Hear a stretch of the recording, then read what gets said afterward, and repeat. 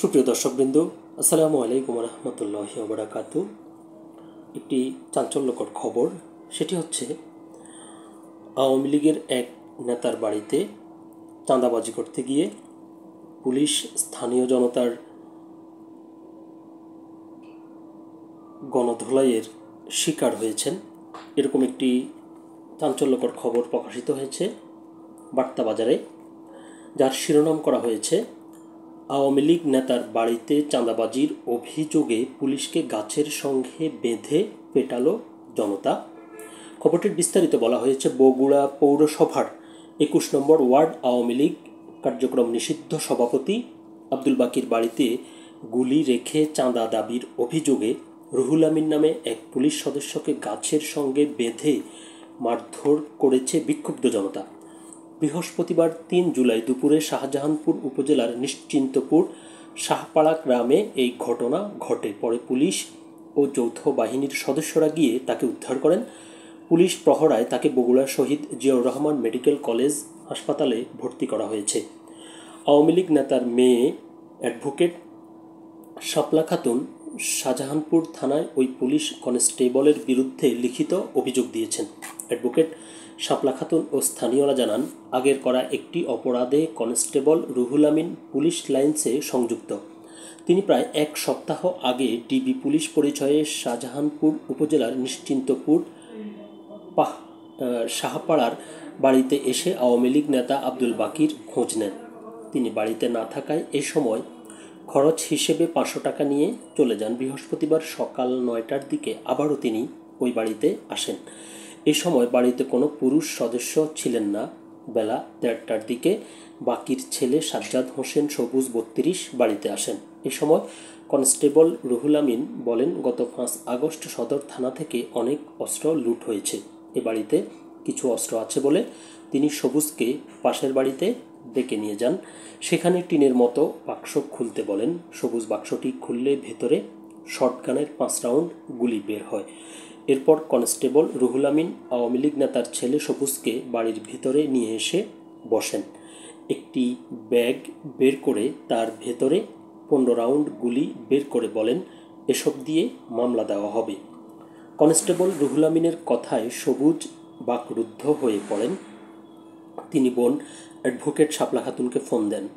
রুহুল আমিন ওই ফোন দিয়ে শাপলা খাতুনের সঙ্গে কথা বলেন। তখন তিনি শাপলা জানান, তার ভাই সবুজ ব্রেন টিউমারের রোগী, ওকে ছেড়ে দিতে অনুরোধ করেন, আর না ছাড়লে থানায় নিয়ে যেতে বলেন। এ সময় কনস্টেবল রুহুল আমিন অ্যাডভোকেট শাপলাকে বলেন, ধরে নিয়ে যাওয়ার জন্য তো অপেক্ষা করছি না, ১,৩০,০০০ টাকা দিলে ওকে ছেড়ে দেওয়া হবে।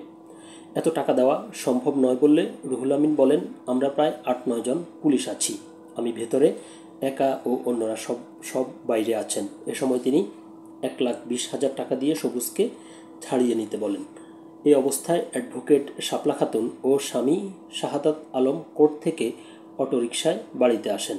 তিনি আসার পর আশেপাশের লোকজন জড়ো হতে শুরু করেন। পুলিশ কনস্টেবল চাঁদাবাজি করতে এসেছেন বুঝতে পেরে জনগণ তাকে আটক করে গাছের সঙ্গে বেঁধে মারপিট করেন। এ সময় অ্যাডভোকেট শাপলা খাতুন জাতীয় জরুরি সেবা 999 নম্বরে ফোন দিলে পুলিশ ও যৌথ বাহিনীর সদস্যরা এসে কনস্টেবল রুহুল আমিনকে নিয়ে যান। পরে তিনি শাহজাহানপুর থানায় ওই কনস্টেবলের বিরুদ্ধে চাঁদাবাজির অভিযোগ দেন। এ ব্যাপারে শাহজাহানপুর থানার ভারপ্রাপ্ত কর্মকর্তা ওসি শফিকুল ইসলাম পলাশ গণমাধ্যমকে জানান, আগের একটি অভিযোগে কনস্টেবল রুহুল আমিন পুলিশ লাইন্সে সংযুক্ত আছেন। মারপিটে গুরুতর আহত অবস্থায় তাকে হাসপাতালে ভর্তি করা হয়েছে। তিনি আরও বলেন, কনস্টেবল রুহুল আমিন রাতে ডিউটি করে অস্ত্র জমা দিয়েছেন, হয়তো সরকারি গুলিগুলো জমা দেননি। আওয়ামী লীগ নেতার মেয়ে অ্যাডভোকেট শাপলা খাতুন থানায় লিখিত অভিযোগ দিয়েছেন, তদন্ত সাপেক্ষে প্রয়োজনীয় ব্যবস্থা নেওয়া হবে। তার মানে হচ্ছে যে সে যে আগের দিন ডিউটি করছে, তার সরকারি যে তার এটা জমা দেওয়ার কথা, ওটি তিনি জমা না দিয়ে পাশের ওই যে ওদের বাড়ির পাশের একটি বাড়িতে সেখানে তিনি ওটা রেখে আসেন। এবং পরদিন আওয়ামী লীগ নেতার যে ছেলে সবুজ, তাকে নিয়ে তিনি ওই বাড়ি থেকে এটা উদ্ধার করে বলেন যে ৫ আগস্টের সময় যে থানা লুটপাট হয়েছে, ওই ঘটনার সময় যে লুট হওয়া অস্ত্র হচ্ছে এটি, এবং যে ১,২০,০০০ টাকা দাবি করে যে এটা যদি না দেয় তাহলে এই অস্ত্র মামলায় তাকে ফাঁসানো হবে।